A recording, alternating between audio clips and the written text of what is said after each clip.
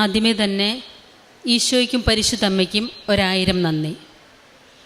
എൻ്റെ പേര് ബീന, ഇതെൻ്റെ മകൾ ബോണിയ. ഞങ്ങൾ എറണാകുളം ഡിസ്ട്രിക്റ്റ് കാലടിയിൽ നിന്ന് വരുന്നു. 2019 ഞാൻ ആദ്യമായി ഉടമ്പടി എടുത്തത്. ആദ്യമൊന്നും ഉടമ്പടിയിലെ കാര്യങ്ങൾ ഞാൻ കൃത്യമായിട്ട് പാലിച്ചിരുന്നില്ല. പക്ഷേ എൻ്റെ മക്കളുടെ കാര്യങ്ങൾക്ക് തടസ്സം വന്നപ്പോഴാണ്, അമ്മ മാതാവിനോട് കൂടുതൽ അടുത്താലാണ് എൻ്റെ മക്കളുടെ കാര്യങ്ങൾക്ക് തീരുമാനമുണ്ടാവുള്ളൂ എന്നെനിക്ക് മനസ്സിലായി. അപ്പോഴാണ് ഞാൻ ഉടമ്പടിയിലെ കാര്യങ്ങൾ കൃത്യമായിട്ട് ശ്രദ്ധിക്കാൻ തുടങ്ങിയത്.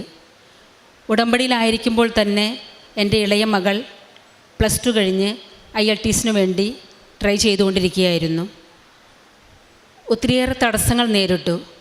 പക്ഷേ ഞാൻ മാതാവിനോട് ശക്തമായിട്ട് പ്രാർത്ഥിച്ചതിൻ്റെ ഫലമായി മകൾ IELTS പാസ്സാവുകയും അതിനുശേഷം ഫിനാൻഷ്യലി ഞങ്ങളെക്കൊണ്ട് ലോണിൻ്റെ കാര്യങ്ങളൊക്കെ ഭയങ്കര ബാക്കായിരുന്നു.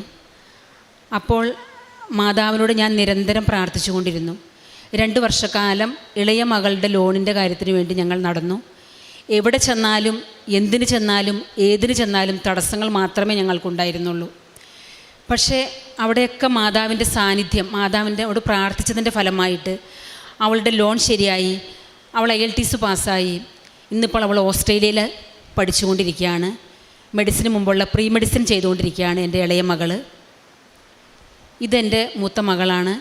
അവൾ +2 കഴിഞ്ഞപ്പോൾ മുതൽ അവൾക്ക് ഒരു ഡോക്ടർ ആവണമെന്ന് ഇവൾക്കും ഭയങ്കര ആഗ്രഹമായിരുന്നു.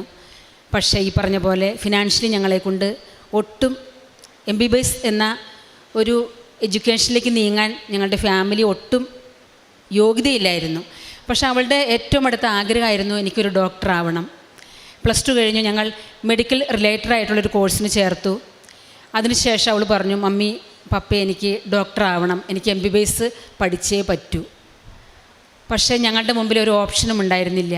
ഞാൻ മാതാവിനോട് പറഞ്ഞു, അമ്മ മാതാവേ, മകളുടെ ആഗ്രഹം ഇളയ മകൾക്കും ഡോക്ടർ ആവണമെന്നാണ്, മൂത്ത മകൾക്കും ഡോക്ടർ ആവണമെന്നാണ് ആഗ്രഹം. ഞാൻ എൻ്റെ ആഗ്രഹങ്ങളും ആവശ്യങ്ങളും മാതാവിനോട് പറഞ്ഞു. ഇവളുടെ കാര്യങ്ങൾക്ക് വേണ്ടി ടോക്കൺ എടുക്കാൻ വന്നപ്പോൾ എനിക്ക് ഭയങ്കര തടസ്സങ്ങളായിരുന്നു. 2 പ്രാവശ്യം എൻ്റെ മക്കളുടെ കാര്യത്തിന് ഞാൻ പ്രാർത്ഥിച്ചു കൊണ്ടിരുന്ന സമയത്ത് 2 പ്രാവശ്യം എനിക്ക് മാതാവിൻ്റെ സാന്നിധ്യമുണ്ടായി. ഒരു പ്രാവശ്യം ഞാൻ ഇതുപോലെ പ്രാർത്ഥിച്ച് സങ്കടപ്പെട്ട് കിടക്കുന്ന സമയത്ത് ഒരു വെളുപ്പിന് ഏകദേശം എനിക്ക് തോന്നുന്നു ഒരു 3-4 മണി സമയമായിട്ടുണ്ടാവുമെന്ന് എനിക്ക് തോന്നുന്നു. ഞാൻ ഉറങ്ങുകയായിരുന്നു. അപ്പോൾ എന്നെ ഒരു 3 പ്രാവശ്യം ഒരു മൂൾക്കം എനിക്ക് കേൾക്കാം. ഞാനങ്ങനെ പെട്ടെന്ന് കണ്ണ് തുറന്ന് നോക്കിയപ്പോൾ 3 പ്രാവശ്യം ഈ മൂൾക്കം എൻ്റെ ചെവിട്ടിൽ ഞാൻ കേൾക്കുകയാണ്, ഒരു മൂളൽ. 3-ാമത്തെ പ്രാവശ്യമാണ് ഞാൻ കണ്ണ് തുറക്കണേ. അപ്പോൾ എൻ്റെ കട്ടിലിനരികിൽ മാതാവ് നിൽക്കുന്നു. എനിക്ക് സന്തോഷമായി. അതായത് ഒരു കാപ്പിപ്പൊടി നിറത്തിലുള്ള ഉടുപ്പിട്ട് മാതാവിൻ്റെ അടുത്ത് വന്ന് ചിരിച്ചുകൊണ്ട് നിൽക്കുന്നു. അപ്പോൾ എനിക്ക് മനസ്സിലായി, എൻ്റെ സങ്കടങ്ങൾ മാതാവ് ഏറ്റെടുത്തിട്ടുണ്ട്, എൻ്റെ മക്കളുടെ കാര്യത്തിൽ മാതാവ് ഇടപെട്ടിട്ടുണ്ടെന്ന് എനിക്ക് മനസ്സിലായി. അങ്ങനെ ഇളയവളുടെ കാര്യങ്ങളെല്ലാം ഭംഗിയായി അവൾ ഓസ്ട്രേലിയക്ക് പോയി. പിന്നെയും എനിക്ക് മൂത്തവളുടെ കാര്യങ്ങൾക്ക് തടസ്സം. ഞാൻ നിരന്തരം പ്രാർത്ഥിച്ചു കൊണ്ടിരുന്നു. അപ്പോൾ ഇവളിവിടെ ഇല്ല, ഇവൾ സ്വിറ്റ്സർലൻഡിലായിരുന്നു. സ്വിറ്റ്സർലൻഡിലൊരു കോഴ്സ് ചെയ്തുകൊണ്ടിരിക്കുകയായിരുന്നു. ഇപ്പോൾ അവിടുത്തെ കോഴ്സ് കഴിഞ്ഞു. അപ്പോൾ ഞാൻ ഇവൾക്ക് വേണ്ടി മെഡിസിൻ്റെ കാര്യത്തിന് വേണ്ടി അച്ഛനെ കാണാൻ ടോക്കൺ എടുക്കാനായിട്ട്, ടോക്കൺ കിട്ടാൻ ഭയങ്കര തടസ്സങ്ങളായിരുന്നു. അപ്പോൾ മോൾ ഇവിടെ ഇല്ല, മോൾ സ്വിറ്റ്സർലൻഡിലാണ്. അപ്പോൾ ഞാൻ മാതാവിനോട് കരഞ്ഞു പ്രാർത്ഥിച്ചു. ഒത്തിരി ഓട്ടം ഇതിക്കൂടെ ഓടി ഞാൻ ടോക്കൺ കിട്ടാൻ വേണ്ടി. അവസാനം എനിക്ക് എൻ്റെ പ്രാർത്ഥനയുടെ ശക്തി കൊണ്ട് എനിക്ക് ടോക്കൺ കിട്ടി. ഞാൻ ടോക്കൺ കിട്ടി ഓടി അലച്ച് ഇവിടെ വന്ന് മുട്ടുകുത്തി അമ്മ മാതാവേന്ന് വിളിച്ച് മാതാവിൻ്റെ മുഖത്തേക്ക് നോക്കിയപ്പോൾ മാതാവ് കണ്ണ് വെട്ടിച്ച് എന്നെ നോക്കുന്നതായിട്ട് എനിക്ക് അനുഭവപ്പെട്ടു. അപ്പോൾ എനിക്ക് തോന്നുന്നതായിരിക്കുമെന്ന് എനിക്ക് തോന്നി. പക്ഷേ അല്ല, മുട്ടുവേദന ഉള്ളതുകൊണ്ട് ഞാൻ കൂടുതൽ നേരം മുട്ടുമ്പോൾ നിൽക്കാറില്ല. പക്ഷേ എനിക്ക് ആ സമയത്ത് ഭയങ്കര ഒരു ആഗ്രഹമായിരുന്നു, മാതാവ് എന്നെ നോക്കുകയാണല്ലോ, അതെനിക്ക് തോന്നുന്നതാണോ? അല്ല, ഞാൻ നോക്കിയപ്പോൾ മാതാവ് എന്നെ ഒരു കണ്ണ് വെട്ടിച്ച് എന്നെ തന്നെ മാതാവ് നോക്കിക്കൊണ്ടിരിക്കണം. അപ്പോൾ ഞാൻ അത്രയും ഓട്ടം മകൾക്ക് ടോക്കൺ കിട്ടാൻ വേണ്ടി ഞാൻ മാതാവിനോട് കരഞ്ഞ് പ്രാർത്ഥിച്ച് ഞാൻ ഓടിയായിരുന്നു. ലാസ്റ്റാണ് എനിക്ക് ടോക്കൺ കിട്ടിയത്. ആ ടോക്കൺ കിട്ടി ഇവിടെ നിൽക്കുന്ന നേരത്താണ് മാതാവ് എന്നെ കണ്ണ് വെട്ടിച്ച് നോക്കുന്നതായിട്ട് എനിക്ക് തോന്നിയത്. അങ്ങനെ 2 പ്രാവശ്യം എനിക്ക് മാതാവിൻ്റെ സാന്നിധ്യമുണ്ടായി. എന്തിനും ഏതിനും പോകുമ്പോൾ ഞാൻ എൻ്റെ മക്കളോട് പറയും, തേൻ കഴിക്കണം, ഉപ്പ് വിതരണം, മാതാവിൻ്റെ തൈലം നെറ്റിയിൽ പൂശണം എന്നൊക്കെ ഞാൻ പറയും. അതുപോലെ എൻ്റെ മക്കൾ ചെയ്തിരുന്നു. ഞാനും അതുപോലെ ചെയ്തു. എന്തസുഖം വന്നാലും, എൻ്റെ ഹസ്ബൻഡിനായാലും എൻ്റെ കുടുംബത്തിലായാലും എൻ്റെ ഫാമിലിയിലായാലും എന്തസുഖം വന്നാലും ഞങ്ങൾ ഇതേ കാര്യങ്ങൾ തുടരുകയായിരുന്നു. മാതാവിൻ്റെ ഉപ്പും തൈലും വെളിച്ചെണ്ണയും. സോ ഞാൻ വളരെ ഹാപ്പി ആയിട്ടാണ് ഇന്നിവിടെ നിൽക്കണേ. എൻ്റെ മകൾ ഇന്നൊരു MBBS സ്റ്റുഡൻ്റാണ്. ഇത്രയേറെ അനുഗ്രഹങ്ങൾ തന്ന അമ്മ മാതാവിന് ഈശോയ്ക്കും ഇനിയും അനുഗ്രഹങ്ങൾ എൻ്റെ കുടുംബത്തിലേക്ക് വർഷിക്കും എന്ന പ്രത്യാശയോടെ ഒത്തിരിയേറെ അനുഗ്രഹങ്ങൾ തന്ന ഈശോയ്ക്കും അമ്മയ്ക്കും 1000 നന്ദി. എൻ്റെ മകൾക്ക് ഒത്തിരിയേറെ കാര്യങ്ങൾ സാക്ഷ്യങ്ങൾ പറയാനുണ്ട്. ഞാൻ മകൾക്ക് മൈക്ക് കൈമാറാണ്. ആദ്യമായി തന്നെ കൃപാസന മാതാവിനും ഈശോയ്ക്കും ഒരുപാട് നന്ദി പറയാണ്. അപ്പം മമ്മി പറഞ്ഞ പോലെ തന്നെ എന്നെ സംബന്ധിച്ചൊരു ഡോക്ടർ ആകാമെന്നാണ് എൻ്റെ ഒരു അംബീഷനായിരുന്നു. ഒരു കാരണവശാലും അതിന് പറ്റിയൊരു സിറ്റുവേഷൻ ആയിരുന്നില്ല. രണ്ടുപേരും, അതായത് എൻ്റെ ഒരു അനിയത്തിയും കൂടെ ഉണ്ട്, രണ്ടുപേർക്കും മെഡിസിൻ ചെയ്യണമെന്നായിരുന്നു. അപ്പോൾ മിഡിൽ ക്ലാസ് ഒരു ഫാമിലിയെ സംബന്ധിച്ച് 2 കുട്ടികളെ മെഡിസിൻ പഠിപ്പിക്കുക എന്ന് പറഞ്ഞത് ഒരിക്കലും പറ്റില്ല. ഞാൻ എൻ്റെ പപ്പോട് പറഞ്ഞു, പപ്പ പറഞ്ഞു, നീ എന്താണ് പറയുന്നത്, ഈ 2 പേരെ മെഡിസിൻ പഠിപ്പിക്കാന്ന് പറഞ്ഞാൽ എത്ര കോടികളാവും, നീ എന്ത് കണ്ടിട്ടാണ് ഈ പറയുന്നതാണ്. അപ്പം ഞാൻ ഓർത്ത് ഇവരെ സങ്കടപ്പെടുത്താതെ ഞാൻ ഓർത്തു, ഓക്കെ, ഞാൻ ഇവിടെ വന്ന് പ്രാർത്ഥിച്ചു, മാതാവിൻ്റെ അടുത്ത് പറഞ്ഞു. അപ്പോൾ പപ്പ പറഞ്ഞു, ഒരു കോഴ്സ് എടുക്കാം, മെഡിക്കൽ കോഴ്സ് എടുത്താൽ നീ പുറത്ത് പോകാമെന്ന്, എന്നിട്ട് നിൻ്റെ കാര്യങ്ങൾ നീ സെറ്റിൽഡ് ആക്കാൻ നോക്ക്, MBBS പിടിച്ചുകൊണ്ടിരിക്കാതെ എന്ന് പറഞ്ഞു. അപ്പോൾ ഞാൻ ഓർത്തു, ഓക്കെ, പപ്പയും മമ്മിയെ സങ്കടപ്പെടുത്താമെന്ന് പറഞ്ഞത് എന്നെ സംബന്ധിച്ചൊരു വലിയ കാര്യമാണ്. പക്ഷെ ഞാനിവിടെ വന്നിട്ട് മാതാവിനോട് പറഞ്ഞു, ഞാൻ പപ്പയും മമ്മിയെ സങ്കടപ്പെടുത്തുന്നില്ല, അവരുടെ ഇഷ്ടം പോലെ ഞാൻ ചെയ്യാണ്. പക്ഷേ എൻ്റെ ഉള്ളിൽ ഇങ്ങനെ ഒരു ആഗ്രഹമുണ്ട്, എൻ്റെ മാതാവ് എനിക്ക് നടത്തി തരണം എന്ന് പറഞ്ഞിട്ട് ഞാൻ ഇവിടുന്ന് പോയപ്പോൾ മാതാവിന് തിരിഞ്ഞു നോക്കി കണ്ണ് നിറഞ്ഞാണ് പോയത്. ഇതാണ് എൻ്റെ ആഗ്രഹം. പക്ഷേ എന്താണ്, എൻ്റെ പപ്പയും മമ്മി പറഞ്ഞു എൻ്റെ അടുത്ത്, ഇതിനുള്ള സിറ്റുവേഷൻ എനിക്കില്ല, നീ ഞങ്ങൾ പറയും പോലെ കേൾക്കണം. അപ്പോൾ ഞാൻ ഇവർ പറയും പോലെ കേട്ട് ഞാൻ പോയി. പക്ഷെ ഞാൻ പുറത്ത് ചെന്നിട്ടും അതിനുവേണ്ടി ഞാൻ കഠിനമായിട്ട് ഞാൻ പരിശ്രമിച്ചു. കഠിനമായിട്ടെന്ന് പറഞ്ഞു കഴിഞ്ഞാൽ കഠിനമായിട്ട് ഇവിടെ നിന്ന് മമ്മീനെയും കൂടി ഞാൻ പത്രം അവിടോട്ടേക്ക് കൊറിയർ ചെയ്യിപ്പിക്കും. എന്നിട്ട് അവിടെ ഫോറിനേഴ്സിന് എല്ലാവർക്കും കൊടുക്കും. നമുക്കറിയാം, ഇവിടത്തെ പോലെ നമ്മൾ അവിടെ പറഞ്ഞു കഴിഞ്ഞാൽ പെട്ടെന്ന് കൃപാസനം എന്ന് പറഞ്ഞാൽ അവർക്ക് മനസ്സിലാവില്ല. മലയാളീസിൻ്റെ അടുത്തൊക്കെ പറഞ്ഞാൽ മനസ്സിലാവും, പക്ഷേ ഫോറിനേഴ്സിൻ്റെ അടുത്ത് പറഞ്ഞാൽ മനസ്സിലാവില്ല. ഒരു 15-20 മിനിറ്റ് നേരം ഞാൻ അവർക്ക് നിന്ന് എക്സ്പ്ലെയിൻ ചെയ്ത് കൊടുത്ത് കൃപാസനത്തെക്കുറിച്ച് പറഞ്ഞ് ഫോറിനേഴ്സിന് കൊടുക്കും.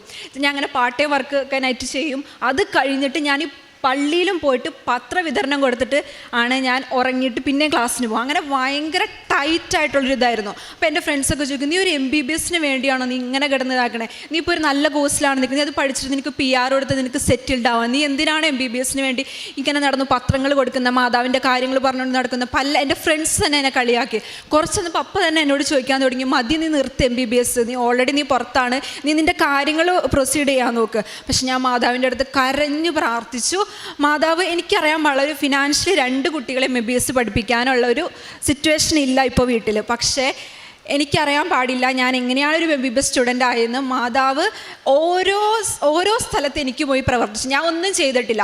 എൻ്റെ അനിയത്തി കുറച്ചുകൂടി ഹാർഡ് വർക്ക് ചെയ്തിട്ടുണ്ട്, പക്ഷെ ഞാൻ പോയപ്പോൾ ഞാൻ ഒന്നുകൂടി ഹാർഡ് വർക്ക് ചെയ്തില്ല. പക്ഷെ ഞാൻ ഇവിടുന്ന് പോയപ്പോൾ മാതാവിൻ്റെ അടുത്ത് പറഞ്ഞിട്ട് പോയി, എൻ്റെ ആഗ്രഹം ഇതാണ്, പക്ഷേ അതിനുള്ള സിറ്റുവേഷൻ ഇല്ല, ഞാൻ എൻ്റെ പപ്പയുടെ മമ്മിയുടെ ഇഷ്ടത്തിന് വേണ്ടി പോവാണ്, പക്ഷേ എനിക്ക് MBBS എടുക്കണം, എനിക്കൊരു ഡോക്ടർ ആവണം എന്നായിരുന്നു എൻ്റെ ഇത്. അതുപോലെ തന്നെ കാരുണ്യ പ്രവർത്തികൾ, ഞാൻ അവിടെ കെയർ ഹോംസിൽ പോയിട്ട് ഞാൻ അവരുടെ ഒപ്പം സ്പെൻഡ് ചെയ്യും ടൈം. ചിലപ്പോൾ എൻ്റെ ക്ലാസ്സൊക്കെ ഞാൻ കട്ട് ചെയ്തിട്ട് സ്പെൻഡ് ചെയ്യും. എല്ലാവരും എന്നെ വഴുക്കുറയും, ടീച്ചേഴ്സ് വഴുക്കുറയും, ഈ ക്ലാസ് കട്ട് ചെയ്ത് കെയർ ഹോമിൽ പോയിട്ട് നിന്ന് സ്പെൻഡ് ചെയ്യേണ്ട എന്താവശ്യമാണുള്ളത്. പക്ഷെ എൻ്റെ ഒരു ലക്ഷ്യത, ഞാൻ മാതാവിനോട് രാത്രി കരഞ്ഞ് പ്രാർത്ഥിക്കും, ഇങ്ങനെ സ്പെൻഡ് ചെയ്യും.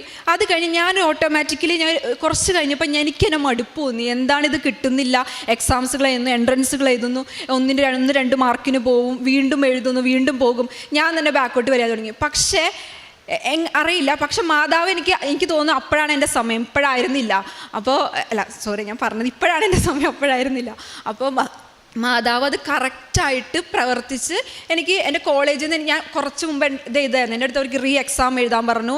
ഞാൻ വീണ്ടും എനിക്കിങ്ങനെ മെയിൽ വന്നുകൊണ്ടിരുന്നു കോളേജിൽ നിന്ന്. ഞാൻ അങ്ങോട്ട് മെയിൽ അയച്ചില്ല, ഞാൻ എക്സാമുകൾ എഴുതി, എൻട്രൻസുകൾ എഴുതി, എല്ലാം പാസ്സായി.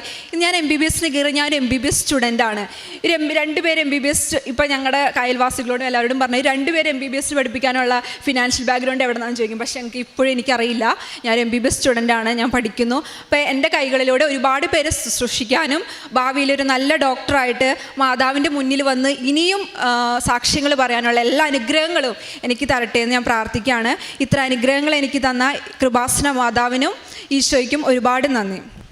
പരിശുദ്ധ അമ്മയുടെ മധ്യസ്ഥതയിലിപ്പോൾ ഈ അമ്മയുടേതാണ് ഉടമ്പടി എടുത്തതും 2 മക്കളെക്കുറിച്ചുള്ള സാക്ഷ്യമാണ് പറഞ്ഞതിൽ. ഒരാളുടെ സാക്ഷ്യം വ്യക്തിപരമായിട്ട് ആ മകൾ തന്നെ എന്താണ് ഉടമ്പടിയിൽ അവൾക്ക് ലഭിച്ച അനുഭവം എന്നുള്ളത് സാക്ഷ്യപ്പെടുന്ന, മറ്റേ മകളുടെ കാര്യവും പറഞ്ഞുകൊണ്ട് 2 കാര്യത്തിലും പ്രാർത്ഥനയോടുകൂടി ഈ ഒരു ചോദ്യമാണെങ്കിലും പ്രതിസന്ധിയാണെങ്കിലും ഇവർ നേരിട്ടു എന്നുള്ളതും പരിശുദ്ധമ്മയുടെ ശക്തമായ സാന്നിധ്യം. ഇതിപ്പോൾ 2 പ്രാവശ്യം അമ്മ മാതാവിൻ്റെ വലിയൊരു ഒരു പ്രാവശ്യം പരിശുദ്ധ അമ്മയെ നേരിട്ട് കണ്ടു എന്നുള്ളതും, രണ്ടാമത്തെ പ്രാവശ്യം ഇവിടെ വന്ന് പ്രാർത്ഥിച്ച സമയത്ത് പരിശുദ്ധ അമ്മയുടെ വലിയൊരു സാന്നിധ്യം അനുഭവിക്കാൻ സാധിച്ചു എന്നുള്ളത്. അപ്പോൾ ഉടമ്പടി സാക്ഷ്യത്തിൽ ഏറ്റവും പ്രധാനമായിട്ടുള്ളതെന്ന് പറഞ്ഞു കഴിഞ്ഞാൽ, ഒരു പക്ഷേ നിയോഗങ്ങൾ നടക്കുന്നു എന്നതിനേക്കാളും അപ്പുറം പരിശുദ്ധ അമ്മ ഈ വിഷയങ്ങളിൽ സാന്നിധ്യം അറിയിക്കുന്നു എന്നുള്ളത് ഈ സാക്ഷ്യങ്ങൾ സ്ഥിരം കേൾക്കുന്നവർക്കറിയാം. അതൊരു പക്ഷേ സ്വപ്നമായിട്ടും നേരിട്ടും സുഗന്ധമായിട്ടും ഒക്കെ അമ്മ ഒരു വിഷയത്തിൽ ഇടപെട്ടിട്ടുണ്ടെങ്കിൽ വ്യക്തമായിട്ട് ആ വ്യക്തിക്ക് ഒരു നോട്ട് കൊടുക്കുക എന്നോ അല്ലെങ്കിൽ ഒരു അനുഭവം കൊടുക്കുക അത് വല്ലാത്തൊരു ഉടമ്പടി സാക്ഷ്യങ്ങളുടെ വലിയൊരു പ്രത്യേകതയായിട്ട് നിലനിൽക്കുകയാണ്. അപ്പം വ്യക്തമായിട്ട് ഈ ഒരു സാക്ഷ്യത്തിൽ അങ്ങനെ പരിശുദ്ധമായ ഇടപെടലുണ്ട്.